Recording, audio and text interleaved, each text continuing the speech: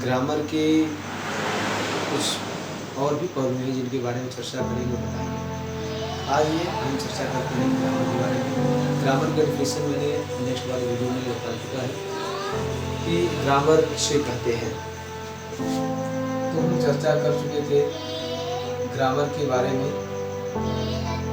Grammar किसे कहते हैं? Grammar is that method by means of which correct reading, writing and speaking of any language is allowed। अर्थात grammar वह विद्या है जिसके द्वारा शुद्ध लिखना, पढ़ना, बोलना आ जाए, उसे ग्रामर कहते हैं। ग्रामर हमें त्रुटियों का अध्ययन कराता है, कहाँ कौन सी त्रुटि है, और इसके आधार पर हम लोग कुछ रूल्स रूल्स को भी समझेंगे, जो यहाँ पर उसको जो नियम होते हैं बहुत महत्वपूर्ण होते हैं। तो आइए हम इस पर चर्चा करते हैं। ग्रामर में टेंस के बारे में चर्चा कर चुके हैं। टेंस में क्या होते हैं? काल होते हैं, अवधि होते हैं और समय होते हैं। ये मैंने पिछले वाले वीडियो में बताया। ग्रामर को क्या होते हैं? काल होते हैं, टेंस हमारे तीन प्रकार के होते हैं, टाइप्स ऑफ थ्री टाइप्स होते हैं। पहला प्रेजेंट टेंस, दूसरा हमारा होता है पास्ट टेंस, तीसरा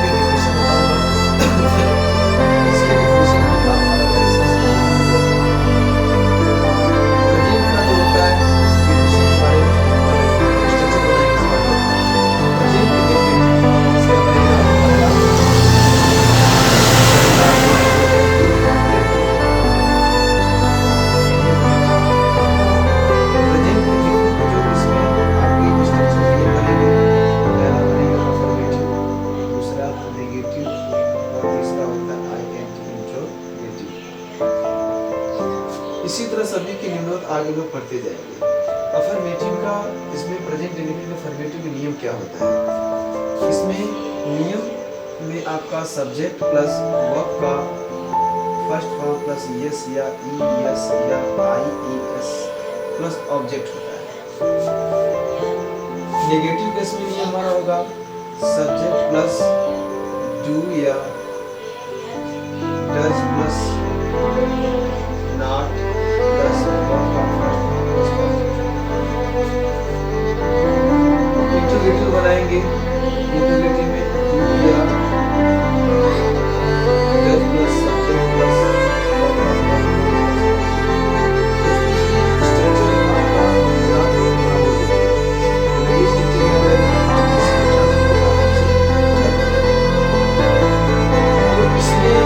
जैसे मैं बात करता हूँ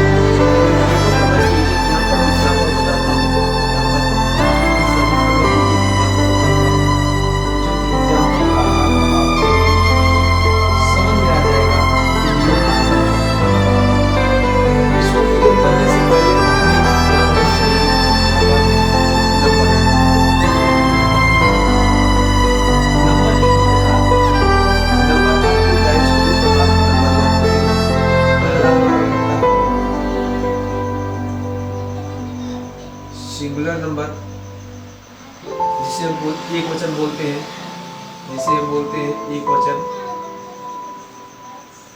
और दूसरा हमारा होता है plural number, PLURAL plural number, इसे बोलते हैं हम लोग बहुवचन। सिंगुलर नंबर में कौन कौन से हमारे प्रोनाउन आते हैं तो आगे पढ़ाएंगे। पार्ट ऑफ स्पीच में भी प्रोनाउन के डिफिनेशन याद होना चाहिए कौन कौन से हैं।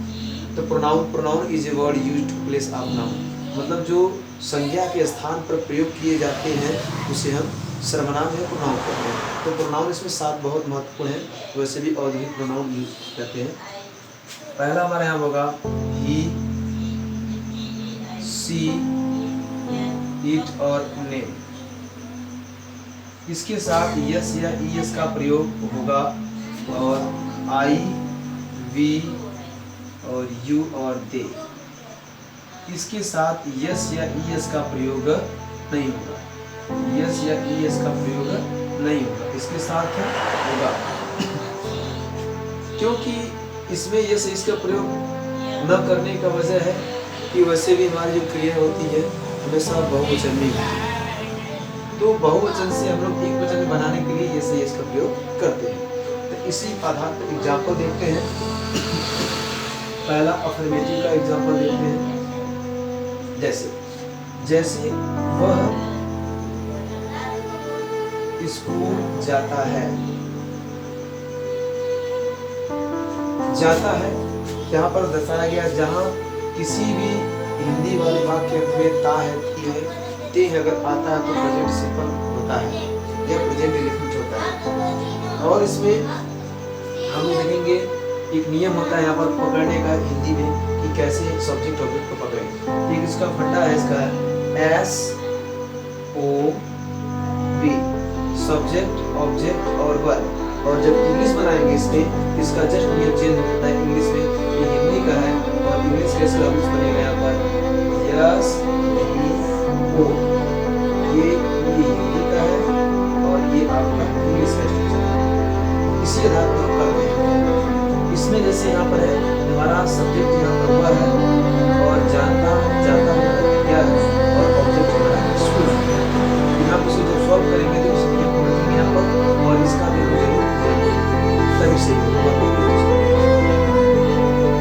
यहाँ पर सब्जेक्ट हमारा क्या है के साथ यहाँ पर जैसे इसका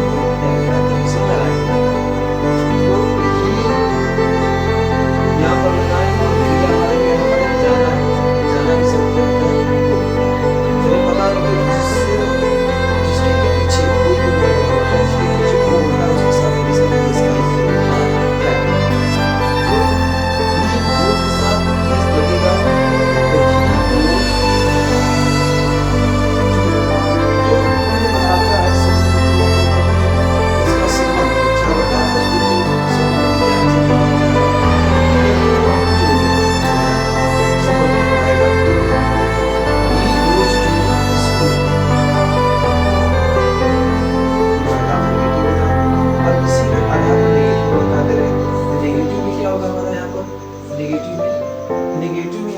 सब्जेक्ट प्लस डू या does plus not plus verb का फर्स्ट ऑब्जेक्ट। तो यहाँ पर होगा एक वचन के साथ इसमें से कोई एक ही प्रयोग होगा। इसमें क्या होगा, एक वचन के साथ कर देंगे, यहाँ पर क्या कर देंगे, यहाँ पर डज का प्रयोग करते हैं। तो बहुवचन के साथ यहाँ पर करते हैं लोग डू का प्रयोग। तो यहाँ दिया ही के साथ क्या करेंगे हम लोग डज का प्रयोग कर देंगे। यहाँ he does not, he does not, इसके साथ वर्ब का फर्स्ट फॉर्म होगा he does not go to, ये आपका नेगेटिव इसका जैसे वह स्कूल नहीं जाता है, वह स्कूल नहीं जाता है, इसको नेगेटिव बनाएंगे तो इसको क्या बनेगा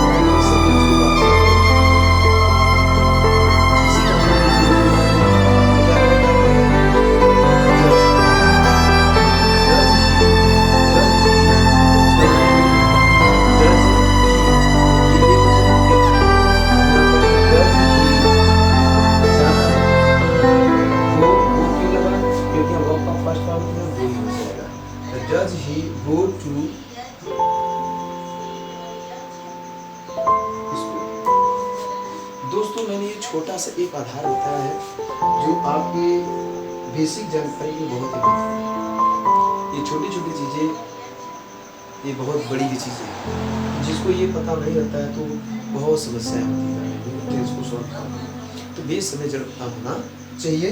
तो आज दोस्तों मैंने बताया अफर्मेटिव के बारे में, नेगेटिव के बारे में, इंटरोगेटिव के बारे में बताया। ये इसके साथ एग्जाम्पल मैंने बताया। इसी एग्जाम्पल के आधार पर कोई भी ट्रांसलेट करेंगे आप आराम से पाएंगे।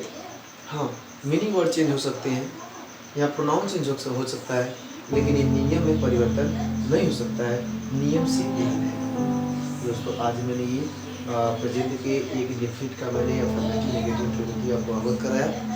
और ऐसे जो सेकंड पार्ट या जो थर्ड पार्ट होगा इसमें आप इसी तरह छोटे छोटे बिंदुओं को समझाते हुए छोटे छोटे क्लिप में देंगे तो आपको पढ़ने में सुगम हो और आपको समझ आएगा। इसी के साथ दोस्तों आप अपना ध्यान रखिएगा। जय हिंद, जय भारत, वंदे।